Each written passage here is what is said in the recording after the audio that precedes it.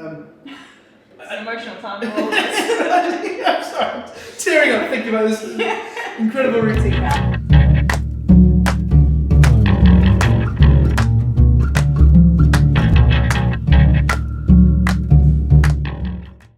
Well, what I mean is, so the interesting thing about copyright is it's kind of this magical right that you just get. So it's not like trademarks where you have to register it, or a patent where you need to fill out a load of forms and publish. Yeah. You just get copyright if you meet the criteria. Yeah. And obviously the criteria change from country to country. Our law is harmonised with EU law, which basically means, I mean, it's really complicated, but simply put, the work's got to be fixed in some kind of form.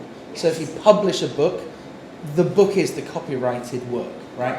Or if you write a song, a single recording of a performance of that song, you'd have copyright in that performance in addition to the manuscript for the song. Every time you've kind of published and solidified that work into some kind of tangible form, you just get copyright. Okay. And I think a lot of comedians didn't realise this. I mean, certainly I got loads of Facebook messages from comic friends when I published this article going, I had no idea. I had no idea that you didn't have to register something. I had no idea that you just get these rights.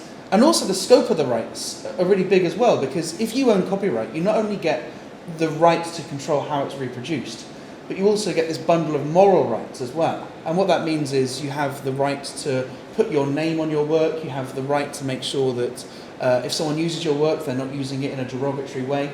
So I think comedians were surprised by kind of how, in theory, right, obviously in theory, they were super protected. But what was interesting is in the UK, as far as I can tell, there's never been a test case for copyright in jokes. One thing that's really interesting about stand-up and copyright that I noticed is you've got this, what copyright lawyers call a subsistence problem, right? How do you get that right in the first place? And of course, copyright law says it's got to be in a fixed form. Yeah. But of course, stand-up routines, every time we perform, we're changing it. We're adding words, we're trying different expressions. And so we don't have kind of one performance that's replicated. We have many different versions of the same routine. Unless you tape it.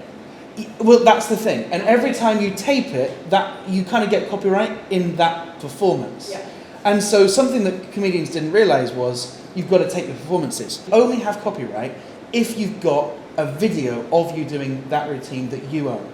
Because that's when you get the right. I mean, in theory, he could have the copyright in the routine if he'd written it out word for word, or if his joke, maybe there shouldn't be any legal repercussions, but circuit etiquette is, if you're both doing a similar routine, you have a chat about it. You sort it out over a drink, and normally it's, whoever does it first. Or sometimes, I've seen comics who are on the same bill who have similar stuff, that just have a chat about it and go, I'm not going to do that routine tonight if you're going to do it. Yeah. And it works. Yeah. And then, of course, once lawyers get involved, basically, I think everyone loses. Because one of the interesting things about going to court is you've got to obviously tell the judge what your desired outcome is, and you've got to put a figure on it. And so there's this really interesting question of how much is a joke worth? And when I wrote this article, I'd never even considered this, the quantum, right? And there's lots of ways in which you can calculate it. You can either say, well, how much would I have charged if I were writing for you, as kind of like a counterfactual. You could look at, well, how much money has that person made by doing the joke? Yeah. You could do like an account of future earnings. And it's a really difficult question to answer, but all of the answers don't equate to more than a few £1,000s. Yeah. Right? Yeah. I mean, a day rate for joke writing, even for top writers, doesn't really go above £500. Performing comedy on TV, even the biggest shows, the fees aren't more than £10,000, £15,000, £20,000. But it's about what you go on to then. Well, that come from it. Exactly, and there are cases. There's recent cases which shows that the law is changing and thinking that way. And so what that means is you're not just saying, hey, look, this is what you earned doing this, but by virtue of doing this, your profile was raised, you got more opportunities. And you kind of use this like but-for test. But for having stolen my joke, you wouldn't have gained all these amazing virtues.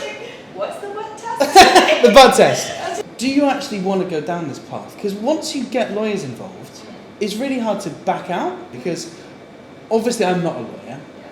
And we're all very confident, and yet it's just somehow not a lawyer.